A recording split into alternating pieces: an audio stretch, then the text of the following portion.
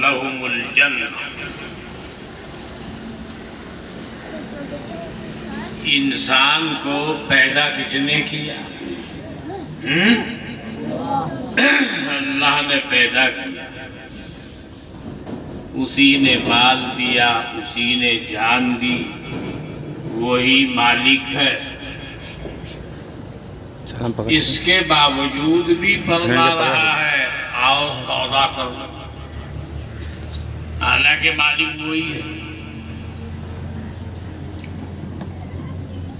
फुक़हा भी फरमाते हैं कि इंसान के पूरे बदन का मालिक सर से लेके पांव तक अल्लाह। जो ज़मीने, पैसे, माल, दौलत अल्लाह ने आपको दिया, शरई कायदे से आपको शरीयत ने मालिक बना दिया। बदन का मालिक आदमी नहीं। अल्लाह फरमाता है ये दिल भी हमारे यहाँ है, गुर्दे भी हमारे हैं, सारा बदन हमारी मिल्कियत है। तुम हमारी मिल्कियत को हमारी इजाजत से इस्तेमाल कर सकते हो। जहाँ बंदा इस्तेमाल कर रहा है अल्लाह की इजाजत से तो ठीक है, सवाब भी मिलेगा उन कामों पर। अल्लाह की जान, अल्लाह ही मालिक, फिर भी कहा नमाज पढ़ के दिखाओ, पढ़ के दिखाई तो सवाब भी उसे मिल रहा। आदमी जा रहा, देखा एक आदमी के एक भी हाथ नहीं, तेरे दो हैं, लाओ इसको एक हाथ दान कर दूं, नहीं कर सकता है, तेरी मिल्कियत नहीं, हमारी मिल्कियत। अल्लाह इजाजत नहीं देगा उसे, जायज भी नहीं। देखा मेरे दो आंखें हैं, इसके एक भी नहीं, एक आंख दान कर दूं, जायज नहीं कर सकते, तुम्हारी आंख नहीं है, सिर्फ इस्तेमाल करने को दी गई। जायज इस्तेमाल करोगे, हद में रहोगे तो सवाब मिलेगा, हद से आगे बढ़ोगे तो मुजरिम कहलाओगे। गुर्दे का भी वही हाल, नहीं दे सकते। मरने के बाद भी निकाल के दूसरे जिंदे को इस्तेमाल नहीं कर सकते, शरीयत का कानून है, क्योंकि मिल्कियत अल्लाह की है, वो इजाजत नहीं दे रहा।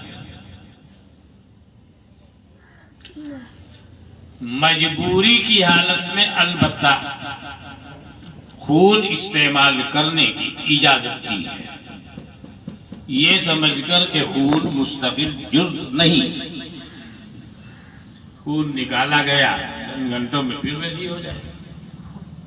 और जो मुस्तकिल अज़्म है उसको न किसी को दिया जा सकता है, न किसी का लिया जा सकता है, वो अल्लाह की मिल्कियत। जब अल्लाह की मिल्कियत है तो कि लेने देने का कोई सवाल पैदा नहीं होता।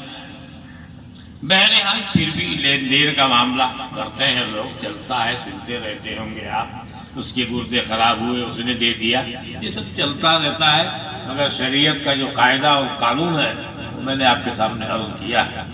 बस सिर्फ खून तक की इजाजत दी है, वो भी मजबूर, और बाकी किसी चीज की इजाजत किसी भी मजबूरी में नहीं कि वो मर रहा है उसके ठेकेदार नहीं। जिसने तुमको पैदा किया उसी जात ने उसको भी पैदा किया है, तुम अपनी फिक्र करो, करेंगे नहीं। बल्कि याद फरमा, तुम खुद परेशान और मखमसे की हालत में हो, दूसरे की जान तू अपनी फिक्र कर, उसकी छोड़ दे। क्या उसका मालिक उसको खुद देगा।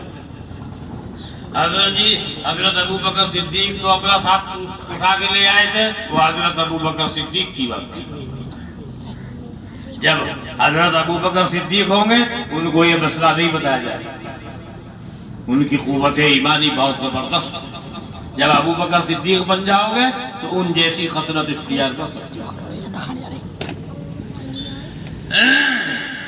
ये सब कुरान करीम में खुद दिया है अल्लाह। बहरहाल मैं दूसरे मसलों पे चला गया। कहने का मतलब ये था, अल्लाह ने फरमाया बंदे सौदा कर, माल उसी का, मिल्कियत उसी की, कि ये अपनी जान में दे दो कि जी दे दी, क्या मिलेगा बदले में? कि जन्नत। तो ठीक है, हमने खरीद ली, इसे अल्लाह के रास्ते में लगा दो। अल्लाह के रास्ते में, दीन की कोशिश के वास्ते लगा दो, जिहाद में लगा दो इसे, बदले में जन्नत। तो अल्लाह की करम फरमाई देखिए, सौदा कर लिया आप लोगों। अल्लाह वही फरमा रहा है, इन्नल्लाह अश्तरा मिनल मुमिनीना अनफुसहुम व अम्वालहुम बिअन्न लहुमुल जन्ना। अल्लाह ने खरीद लिया, सौदा कर लिया मुमिनीन की जानों का, कि वो इन जानों को हमारी मिल्कियत में देकर, अब हमें बेचकर इसका समन तुमको मिलेगा, इसकी कीमत मिलेगी, इसका जो रेट हमने मुकर्रर किया है, इसका समन वो जन्नत है, वो तुमको मिल जाएगा।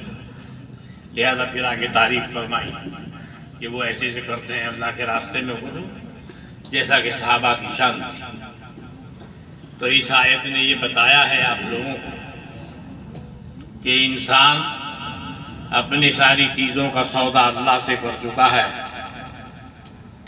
खासकर मुसलमान, वैसे भी उसी की मिल्कियत थी, अब तो दूसरे एतबार से भी